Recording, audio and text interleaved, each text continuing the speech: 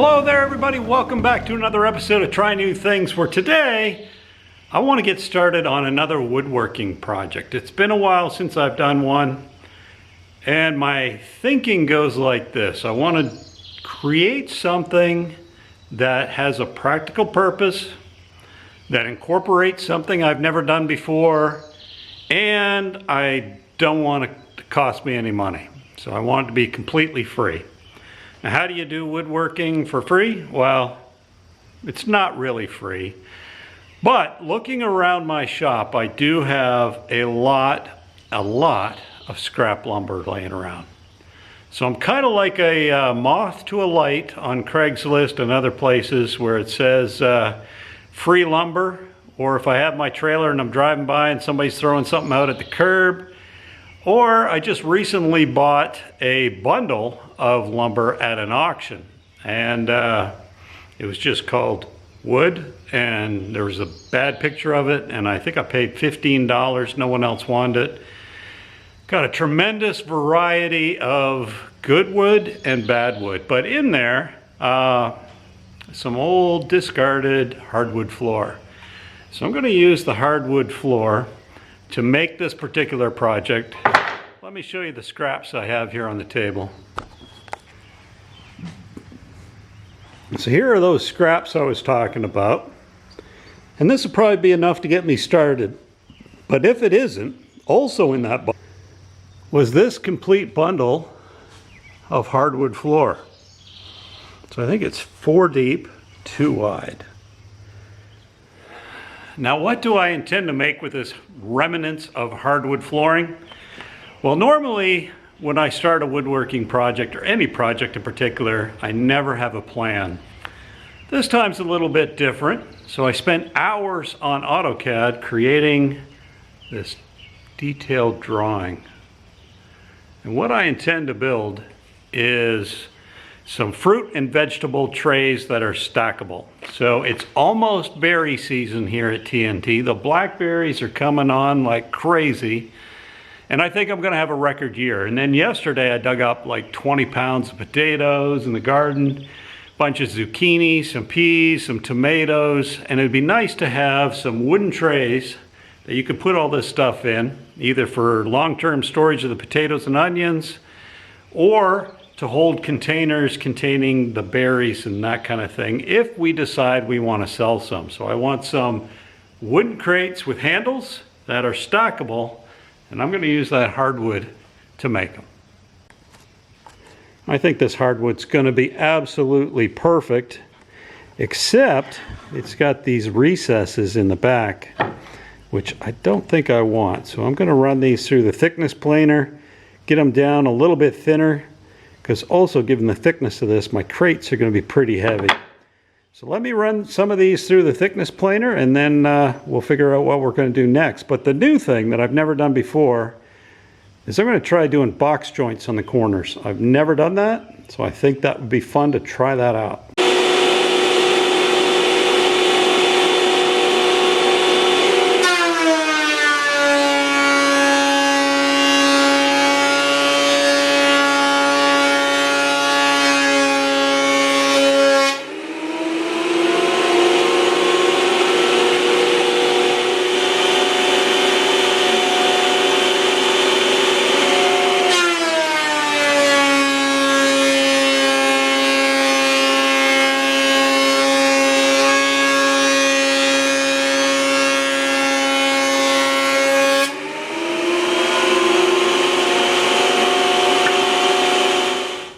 Well, even though we just took off a fraction of an inch, that still made quite the pile of sawdust here. So that pile is probably 8 inches high in the center. But the next thing we got to do is put away the thickness planer and cut these to length, get them ready for glue up. So all of that wood was only enough for 4 boxes, but I guess it's a start. So I'm going to try gluing up the panels for 1 box at a time. See how that turns out. Struggling with this one, keeping it flat. That's why all the other clamps are on there. But once this is dry, we'll slap in another one, and then eventually we will cut them to the final dimensions. So it's been a couple days and we're back out here at the barn and we're going to unbind or unclamp the last side panels. So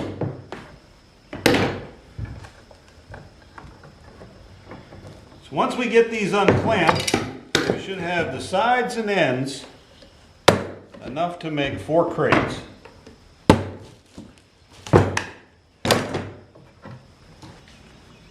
So here is a peek at those 4 kits so far. The next thing we're going to do is trim them to length and height.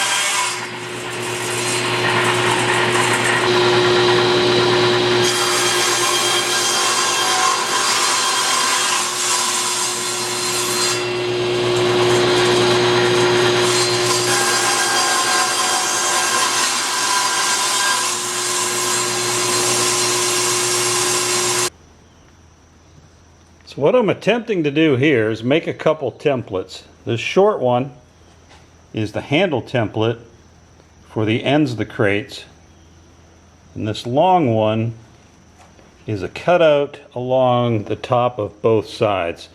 So what I'm trying to do is ensure that I've got airflow through the sides, through the ends, through the top, and through the bottom. And when I do the bottom, the bottom of the crates are going to have space between the slats. So let's go ahead and make these up and see how they turn out.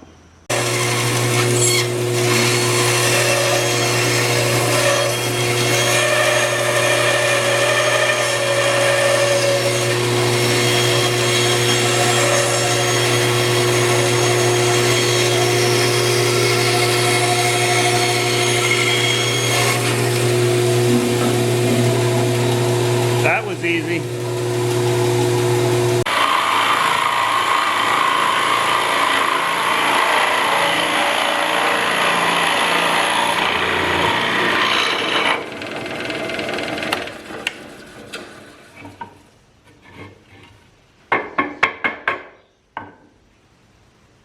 There we go.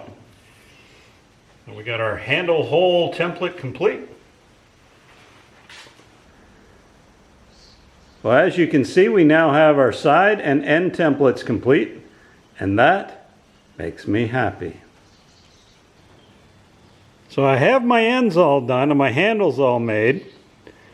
Now I say that, but I did bugger up one end. I had a router mishap when I was rounding over the edges of the handles. So until I have a chance to make another end, I'm going to have 2 spare sides and a spare end, I guess, in case I mess something else up.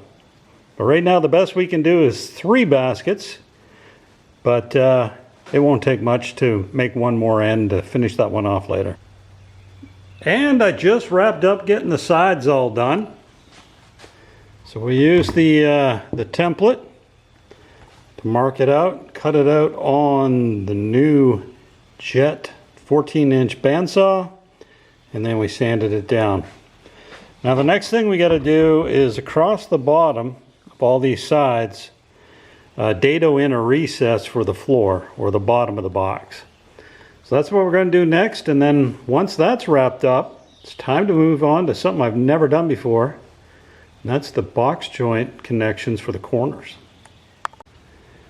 Now, in keeping with my This is a Scrap Wood project theme, I found a bunch of scraps that were from old pallets,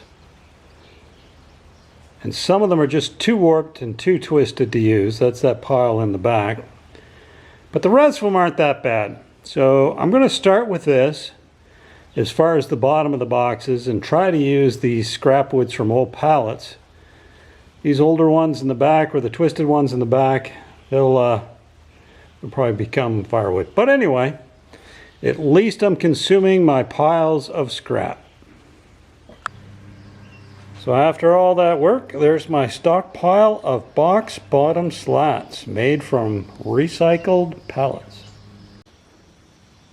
So this is where we're starting this morning. We've got the parts, well, at least the sides and the ends for 3 crates. Like I said, buggered one up with the router yesterday. So I have one end that's messed up. I've got to make another one when I make the next batch. But did go ahead and use the dado to make a slot to receive the floor. Today is where I get into something completely new for me, and that's learning how to do box joints. So I've done a couple test joints, and it's not the cleanest box joint you'll ever see, that's for sure. Looks pretty decent on this side, but my dado is really chewing up the wood. So when I turn this and lock it, you can see some gnarliness there. But what that means is I'm going to have a little bit rounded corners, because I'm going to go ahead and make my boxes and then sand those corners until they look at least half decent.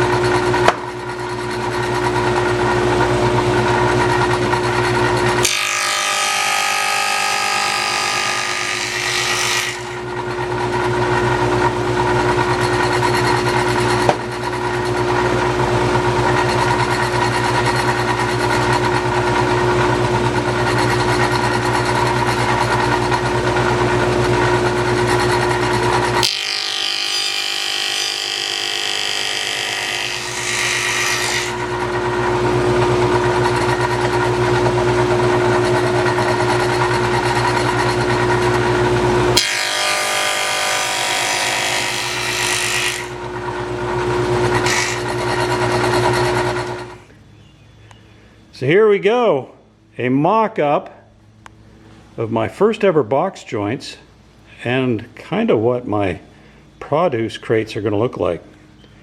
Now these joints aren't perfect, but they turned out better than I thought they would. Still need quite a bit of sanding in the end. And I won't glue it up until I'm ready with the floor pieces. But before that, we got 2 more to do. We have now made it to the glue up phase and a chance to use up some of my clamps. But what you see is I'm gluing one end on first, then we'll install the bottom of the box or the crate, and then we will glue the last end on. But we're getting close to have a finished product. So it would appear I forgot my camera at the house, and I'm getting ready to finish up this box and glue the rest of the pieces together. So here's my end piece, and here are my box bottom boards. I've got my regular slats, and then I've got my doubled up slats. And what the doubled up ones are doing are lifting it up off the ground, so it's sitting on 3 slats, but also makes it stackable. So when this is on the bottom of a box, it's stackable on top of the next box. But let me go ahead and get these all glued into place. And once the glue is dry, I'll take all the clamps off and show you how it looks. All glued up and all clamped up. We'll see in a little bit when I strip the clamps. There it is, all glued up and the clamps off. I think it looks pretty good. But now it's time to sand it, brand it, and stain it. Well, we're finally done with the sanding, the branding, and the staining. So you won't be able to see the sanding. And I tried out a couple brands. The first one is actually our TNT brand. The other one is our medallion. So that's our branding portion. But these are how our stackable produce crates turned out, and I'm very, very pleased. Just started putting some onions in that one. But the big deal for me are these box joints, which I had never done before, and they turned out, I think, really well. But yeah, hopefully you agree. If not, leave comments below. Don't forget to hit like and subscribe, and as always, we'll see you in the next video. Thanks again. Bye-bye.